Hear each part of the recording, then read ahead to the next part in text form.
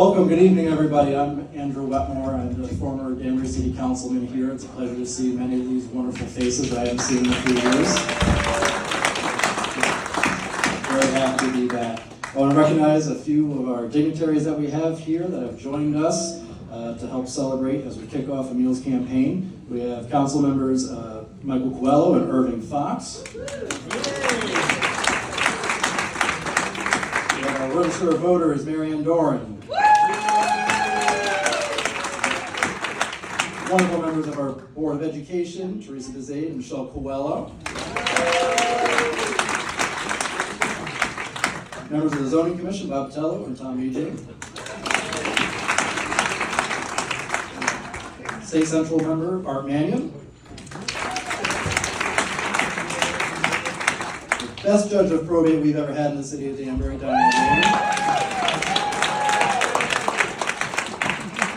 And one of the best town clerks and state representatives we've ever had, Jan Gigman. So I know I'm missing a few folks, but I want to take a moment to say thank you for being here. On behalf of Senator Harding, who is hard at work up in Hartford, he's unable to make it here tonight because he's still up there trying to get things done for us. As we know, these are not easy times here in the state of Connecticut, nor in the city of Danbury. Rising electric rates, bill after bill. My favorite right now up there in front of Hartford is talking about how we are going to allow homeless people to be able to live on all public lands. So if you want folks in Terrywile, you want folks in Rogers Park living there permanently, please, let's continue the direction that we are going. These are the issues that we are continuing to fight that are at the state level, but we need local leadership who is going to stand up there and fight and not stand beside those and encourage those who are making those decisions. We currently have a wonderful mayor here who has spent the last 3 days not running the city of Danbury, but up in Hartford advocating for these bills. We need a full-time mayor, someone who knows Danbury, is going to stand up for Danbury values, not partisan politics. That's right.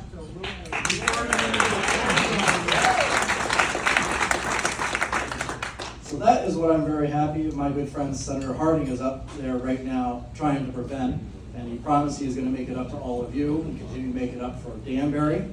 But we need people that are going to be able to work for common sense legislation, who are going to be here day in and day out to represent all people here in the city of Danbury. And we're going to hear tonight about what is best for Danbury. And I can tell you right now, Buzaid is best for Danbury. Our next mayor from the city of Danbury, Emile.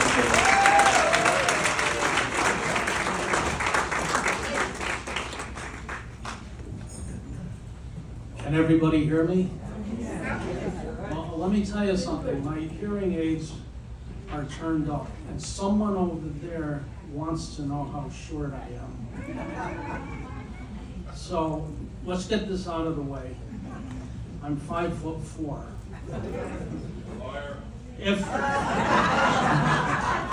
Let me tell you something. On a really good day when I'm happy, I'm 5'5".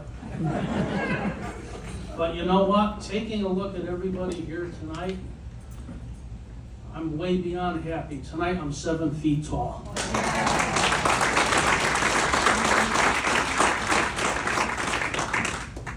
So I'll do the announcement.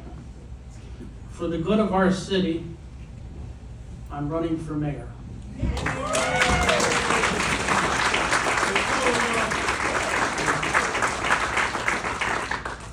And this is our campaign. This is not just my campaign. This is our campaign. We're all in this together. And I was telling this to Jan Gigler not too long ago, and she says, you know, that's nice, but it's your puss that's out there. So she says some people want to know a little bit about you. So due to the fact that I'm a total stranger here, I'll start with what we've done so far. Within 1 month, we have a fully operational campaign. We have website, we have Facebook, we have Instagram. we're having our first kickoff tonight, and look at this. This is a wonderful reception. Phenomenal, and again, thank you so much.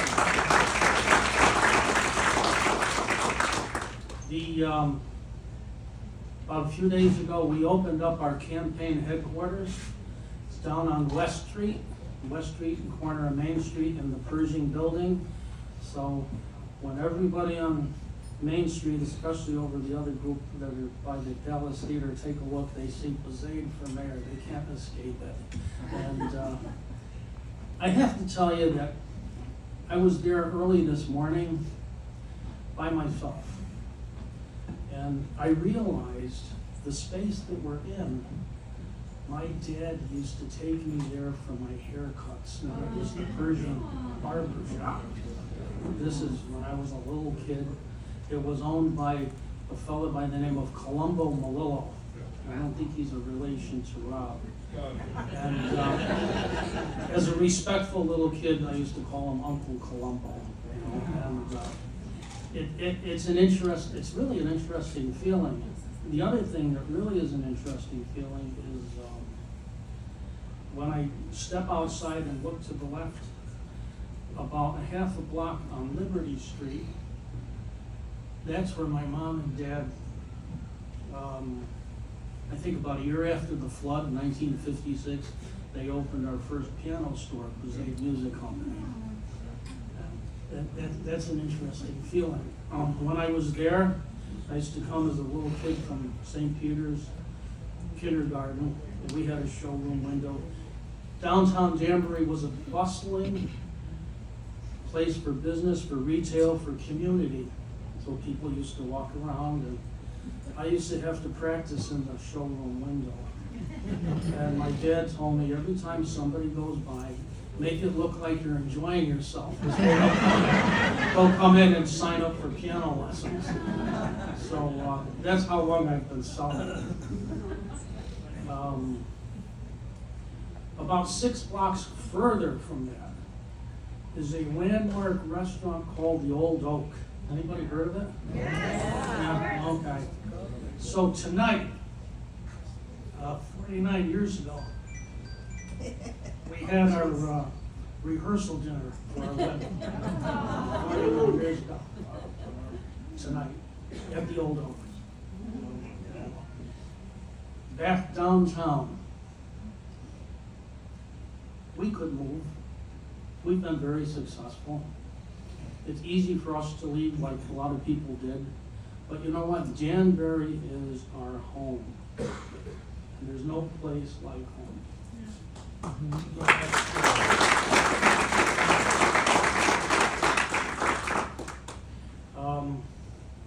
People have been asking me, how's it been for the campaign so far? I said, it's actually been a lot of fun. He said, do you like campaigning? I said, I've been doing this every day since I've been in business. Every single day. When you're in business, you're campaigning. You're campaigning when you're selling, and more importantly, you're campaigning when you're following up after the sale. It's called customer service. And that's what keeps you in business. And when there's a complaint or a concern, that's an opportunity to make another sale. I'm the president of one of the largest HOAs at the Rivington. I don't like titles. I really don't like titles because basically I'm a complaint department. But it's okay. I handle it. They say it's a thankless job. Actually, it isn't. If you do a good job, people will thank you. And they reelected me unanimously to be president or victim again for another year. He's one of the fellows that did it over there. And it's fine. We have a good group there. It's wonderful. People said, you can do a good job because of name recognition. I think so. What does name recognition mean? Well, they have to know you for good things. And they have to know you for a long time. So I was thinking about this. Buzaid Music Company, we probably sold several thousand pianos and delivered them in Danbury in the last whatever. And I took the business over from my dad many, many years ago. My cousin Norman, where is he? I don't see him. There he is. Let me tell you about my cousin Norman. He took his business over from his dad many, many years ago. And all of those years, people have asked him if he sells pianos. And they ask me if I sell refrigerators. But you know, I think last week Cindy called me, that's his wife, and they had a new experience. Somebody came into their store because they wanted to complain about what's happening at the high school.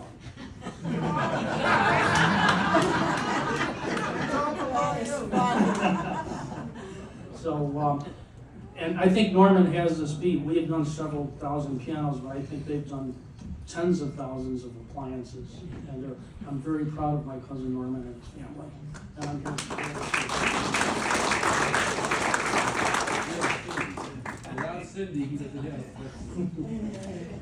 let me brag about Danbury. Why do people come to Danbury? A lot of people have been coming to Danbury, especially in the last several years. Most of them from New York. Why are they coming?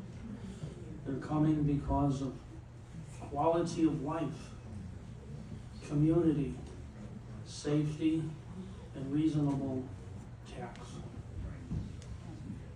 Well, I have a feeling that those things are in jeopardy right now. And 2 months ago, I had no idea that I was going to run for mayor. I was waiting to see what's going to happen. Although, when this administration came in, I've been on the city council 7 years, so I'm used to administrations. But this one, when it came in, after the first meeting in front of city council, my antennas went up. I go, something is not quite like what I've heard before. So I've been listening a lot, quite a bit. Some of the people, they think that when I'm in city council, I'm a little on the quiet side. Well, when I'm quiet, I'm listening. But if I have something to say, my favorite president is Teddy Roosevelt. Teddy used to say, walk softly. But anytime I have an issue, I've carried a pretty big stick. And I continue to do that. So, after many, many months of this, I realized, what would I do if I were the mayor? What would I do differently? I've studied and interacted with 10 mayors. The first one I interacted with at length was Gino Arconti. And Gino Arconti was something, besides the fact that he was 4 years serving in World War II. And those people there, that was a totally different breed. He had foresight. He spent a lot of time not only managing the city on a daily basis, 24 hours a day, taking care of everything, staying on top of everything. He put a lot of thought into the future of Danbury, as you should. And for 20, 30 years after, a lot of the things that he did, we're enjoying those benefits. I'm looking at the room now, and I see some people here that we're blessed to have them in the city of Danbury. Let me tell you why. We have developers here, we have people who restore things, we have builders, we have bankers, we have realtors. These folks have been very successful for many, many years in Danbury, some second and third generation. They're successful, they're smart, but they're also dedicated to the benefit of Danbury. They're proud of their work, very proud of their work. And in many things they do here, they put Danbury's interest first. I won't get into too much of the weeds tonight. The new budget, when it comes out, and the regulations and fees and all of that, they're going to be even more unfriendly to people who are trying to do good things in the city here. And Danbury, especially downtown, it needs help. The only way you're really gonna get it is when the private sector gets involved. And they're ready to, but you have to have some kind of an amiable situation that welcomes you rather than punishes you. So we're gonna work on that. What is the mayor? Well, number one, the city does not belong to a mayor. The mayor belongs to the city. 2, the mayor manages the city. The mayor cares for every single resident of the city. Makes no difference, race, creed, color, religion, or political persuasion. The mayor cares for every single resident of the city and does not favor one group over another.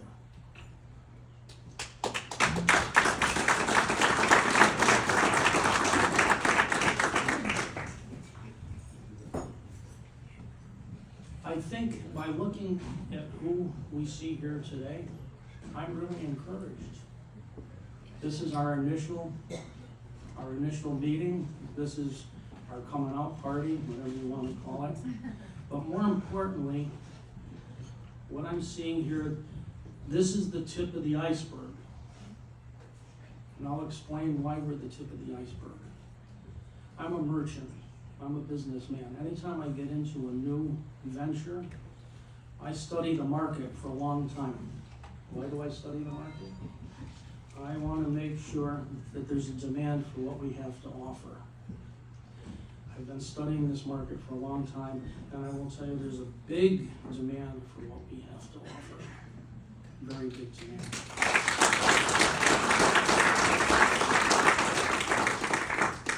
And we're the tip of the iceberg. I heard a wonderful quote only today from Mark Twain, local resident at one time. He said, history doesn't repeat itself. However, it does rhyme. And we're the iceberg. You know, the Titanic represented a lot of money from all over the world. And the machine we're up against represents money from all over. But I'll tell you what, when this machine hits the iceberg, you know what's going to happen. We're going to talk about icebergs. I think they're going to find out that what they're selling is not going to be what the people of Danbury want. And so I'm playing to win. We're not fooling around. I'm selling my business so I can manage and do our campaign full time. And when I get into the mayor's office, I know what it's going to take. 24 hours a day, 7 days a week. Anything less than that, you can't do a good job as a mayor. It takes time.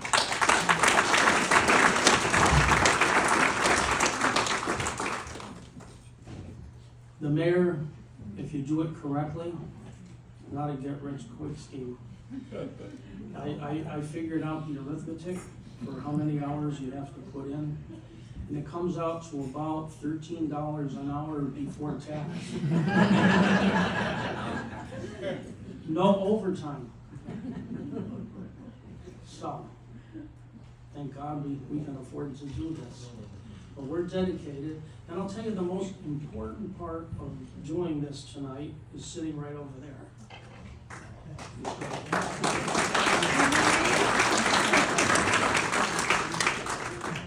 A lot of people like to do it, but you have to have your better half totally committed. And she knows the deal just as much as I do. We know the deal. We both love the town. She's also a Danbury person. When I first met her, she was working on West Street as a legal secretary. So back right where we started. That's gotta tell you something. And with you at our backs, because I can't do this alone. With you, we can take this over. I think the competition is going to make this very easy for us. The thing where you come in, spread the word. Word of mouth is the most effective thing there is.